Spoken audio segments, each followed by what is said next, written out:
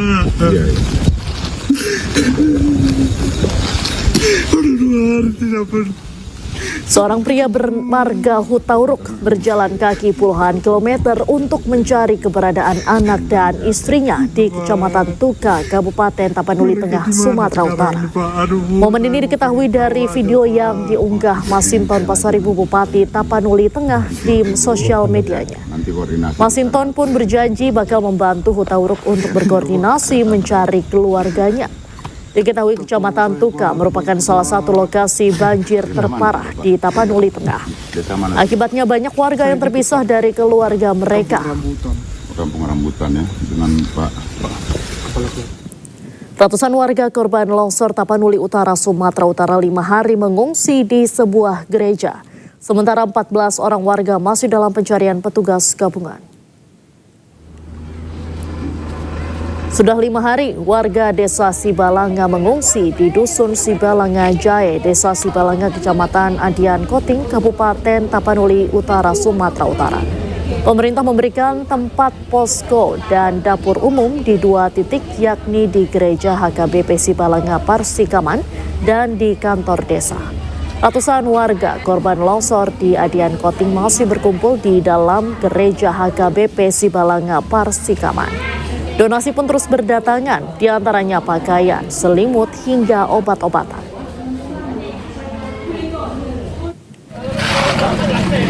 Sementara itu warga masih menanti kabar dari pencarian anggota keluarganya yang hilang karena terjangan longsor. Kini personel TNI Polri serta pemerintah masih lakukan pencarian kepada para korban. Dari 21 orang yang tertimpa longsor, 7 yang sudah ditemukan, sementara 14 orang masih dilakukan pencarian oleh personel TNI Polri dan pemerintah Kabupaten Tapanuli Utara.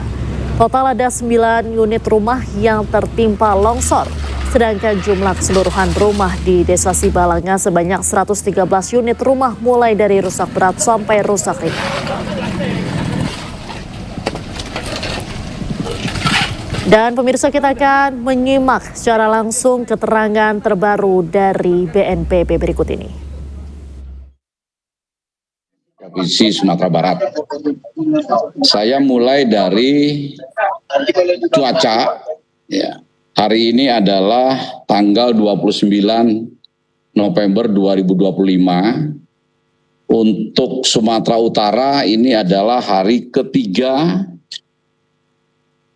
terjadinya bencana, ya. Sementara untuk Sumatera Barat dan Aceh ini merupakan hari kedua pasca ditetapkannya status kedaruratan oleh pemerintah Provinsi Sumatera Barat, pemerintah Provinsi Aceh, dan seluruh kabupaten kota yang terdampak. Cuaca 2 hari ini di 3 provinsi, baik di Aceh, di Sumatera Barat maupun di Sumatera Utara, alhamdulillah ini terang, tidak ada hujan sama sekali. Mudah-mudahan ini berlangsung terus setiap hari sehingga membantu penanganan tanggap darurat bencana. Ini juga berkat telah dilaksanakannya operasi modifikasi cuaca. Ini sudah masuk hari ketiga dan kami akan perpanjang terus menggunakan 4 pesawat fixed wing jenis Karapan. Untuk di Aceh 1 pesawat, untuk di Sumatera Utara 1 pesawat, dan untuk di Sumatera Barat 1 pesawat. Dan kami masih memiliki cadangan 1 pesawat untuk kontingensi. Tentu saja pelaksanaan OMC ini kami berkoordinasi dengan BMKG. Kemudian kami akan update jumlah korban jiwa ya per hari ini. Tentu saja ada pergerakan dari kondisi kemarin. Saya akan uraikan dari mulai Sumatera Utara.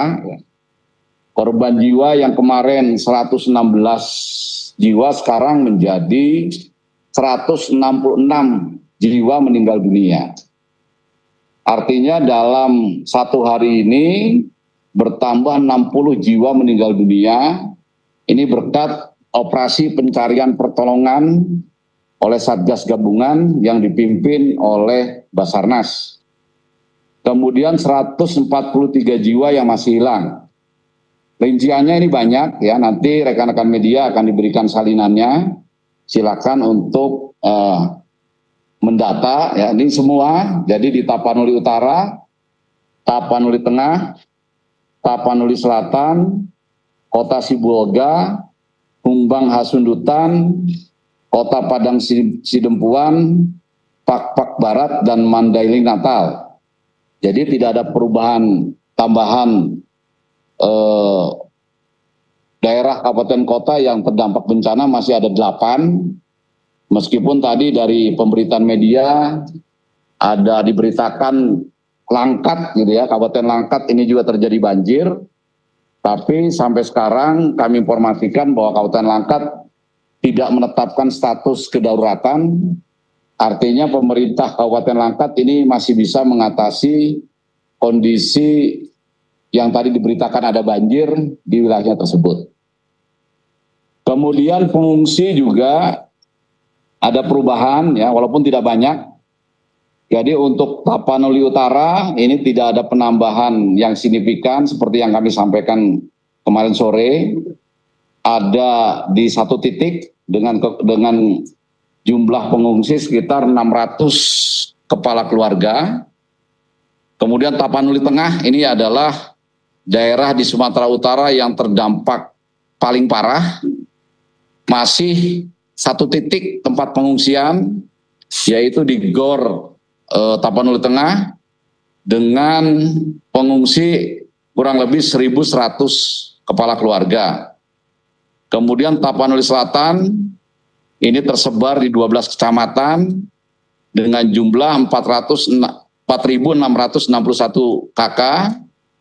Kota Sibolga, kami informasikan Kota Sibolga sampai hari ketiga penanganan darurat ini belum bisa ditembus lewat darat, tetapi sudah bisa ditembus lewat udara untuk pendistribusian logistik. Tentu saja logistik di Kota Sibolga masih belum cukup, tetapi kami yakinkan secara berangsur, secara terus-menerus, ini kami kirim terus ya setiap ada kesempatan melalui jalur udara. Dan kami informasikan juga Kota Sibolga yang saat ini masih belum bisa ditembus lewat darat, untuk bantuan logistik mulai besok kita akan juga mendorong logistik menggunakan jalur laut.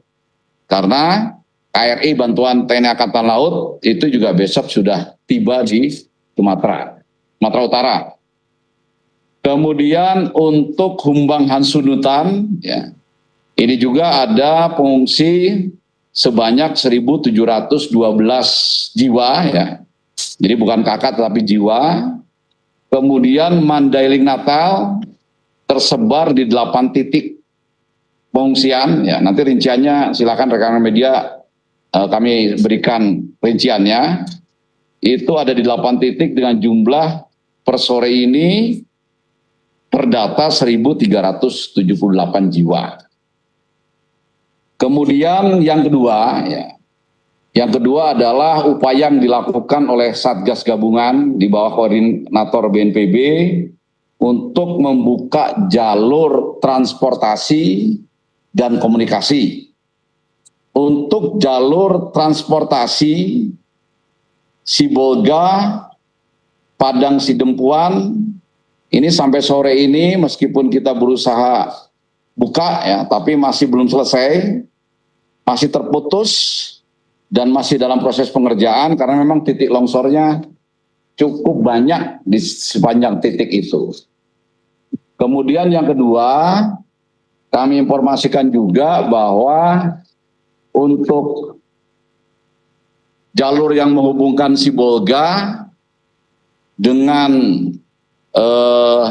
Tapanuli Tengah, kemudian Tapanuli Utara ke Tapanuli Tengah dan Sibolga ya, ini pun masih putus. Ketika dilihat peninjauan dari udara, memang walaupun sudah berhasil membuka dari titik longsoran pertama sampai hari ketiga ini kurang lebih 30 km, tetapi yang tersisa juga masih panjang. Jadi kami akan bekerja terus, minta waktu ya, mudah-mudahan dalam waktu yang tidak terlalu lama, target kami 3 hari kalau melihat kondisi sekarang, ini bisa tembus ya, bisa tembus. Kenapa bisa tembus? Kenapa sampai sekarang belum bisa tembus ya, saya ulangi, karena jalan itu relatif kecil ya, di bawah pebukitan dan longsornya bukan hanya 1 titik, puluhan titik ya. Dan alat berat sebetulnya jumlah alat beratnya cukup, tetapi untuk bekerja secara serentak tidak bisa. Jadi yang bisa bekerja adalah hanya 2 alat berat secara bekerja sama, sementara alat berat yang lainnya adalah standby untuk bergantian. Itu yang menjadi permasalahan sehingga majunya pembersihan longsor itu tidak cepat atau tidak sesuai yang diinginkan. Kemudian yang menonjol lagi terkait jalur transportasi ya, yang masih putus itu kemudian Sibolga ya, Sibolga ke Tapanuli Tengah ini tidak bisa ya, kemudian ke Tapanuli Utara juga tidak bisa. Nah untuk Tapanuli Tengah per sore ini jalur darat dari Tapanuli Tengah ke Bandara Pinang Sori ini sekarang sudah bisa dilalui oleh darat. Kalau kemarin sore untuk membantu masyarakat terdampak yang ada 1.100 KK di Tapanuli Tengah itu harus melalui udara, tapi per sore ini bisa lewat darat dan bisa lewat udara. Ya, ini sudah dicoba dengan kendaraan darat dan bisa tembus ke Tapanuli Tengah. Kemudian untuk yang lain-lainnya, ya, untuk yang lain-lainnya seperti dari Tapanuli Utara ke Tapanuli Selatan, ini relatif bisa ya, bisa ditempuh lewat jalan alternatif ya. Kemudian ke Mandeling Natal juga bisa ditempuh jalan darat ya. Hanya dari Tapanuli Selatan, Sipirok ke Padang Sidimpuan ini juga masih hambatan ya. Tapi yang paling menjadi pokok yang harus segera dituntaskan adalah Tapanuli Tengah dan Sibolga ya. Makanya mulai besok untuk Sibolga juga kita yang DPR dulu Sibolga kita DPR dari PDI lakukan lewat laut gitu ya. Kemudian untuk komunikasi ya, komunikasi ini relatif sudah lebih lancar daripada kemarin sore atau kemarin. Dari Kementerian Komdigi sudah bekerja sama dengan operator seluler ya. Ini untuk memperbaiki jalur-jalur komunikasi yang masih putus. Untuk wilayah Tapanuli Utara komunikasi tidak ada masalah. Untuk wilayah yang terdampak di Tapanuli Tengah dan Sibolga ya, ini masih bermasalah, tetapi sudah lebih baik karena sudah lebih banyak digelar strategi komunikasi terbatas. Jadi Starlink ini sudah lebih banyak didistribusikan ke Tapanuli Tengah dan Tapanuli Selatan, mulai Tapanuli Tengah dan Sibolga. Sehingga secara terbatas, saya garis bawahi secara terbatas, ini masyarakat yang berada di Kota Sibolga, di Kabupaten Tapanuli Tengah, ini secara terbatas sudah bisa berkomunikasi dengan keluarganya yang berada di luar 2 kabupaten dan kota tersebut. Tentu saja belum lancar 100%, mereka harus bergantian, dan Starlink dipasang juga masih beberapa titik, tetapi ini akan disempurnakan secara terus-menerus. Karena untuk alat komunikasi Starlink ini juga banyak bantuan, baik dari Bapak Presiden, baik dari Kementerian Komdigi, baik pemerintah provinsi maupun kementerian lembaga yang terkait. Mudah-mudahan jalur komunikasi ini semakin lama semakin baik. Dan untuk kabupaten kota terdampak lainnya seperti Tapanuli Selatan, Mandailing Natal, Humbang Hasundutan, ya, ini relatif sudah lebih lancar. Apa indikasinya? Indikasinya adalah personil BNPB yang sudah masuk ke Sumatera, wilayah Tapanuli Selatan, Mandiling Natal, Humbang Hasundutan, ini tidak ada kesulitan terkait komunikasi. Jadi yang menjadi PR kami adalah Tapanuli Tengah dan Sibolga. Kemudian untuk bantuan logistik permakanan, ya, ini kami laporkan dari 8 kabupaten kota yang terdampak, ini semuanya sudah menerima logistik dan peralatan yang diperlukan. Sekali lagi, tentu saja ini masih terbatas, kalau tidak bisa dikatakan masih minim. Contoh misalnya yang terisolir ini, Kabupaten Kota Sibolga, per sore ini yang sudah bisa didorong ada sembako 200 paket, makanan siap saji 200 paket, tenda pengungsi ada 1 unit, kemudian matras 100 lembar, pelbet 20 unit, selimut 100 lembar, pompa Alkon 6 HP 1 unit, genset 1 unit, dan perahu 1 unit. Itu adalah kota yang sampai saat ini belum bisa ditembus lewat darat. Jadi semua barang-barang itu kami kirimkan lewat udara, ya, lewat udara. Kemudian Tapanuli Tengah ini juga masih minim, ya, tapi jumlahnya relatif lebih banyak daripada Kota Sibolga. Contoh ini untuk Tapanuli Tengah ada sembako 200 paket, makanan siap saji 200 paket, ada tenda pengungsi 2 unit, matras 150 lembar, ada pelbet 20 unit, selimut 100 lembar, ada genset 1 unit, pompa Alkon untuk membersihkan itu ada 1 unit, dan ada perahu 1 unit. Itu, nah tentu saja daerah-daerah yang lain seperti Tapanuli Selatan, Mandiling Natal, Tapanuli Utara, kemudian Humbang Hasundutan, ini sudah lebih banyak, baik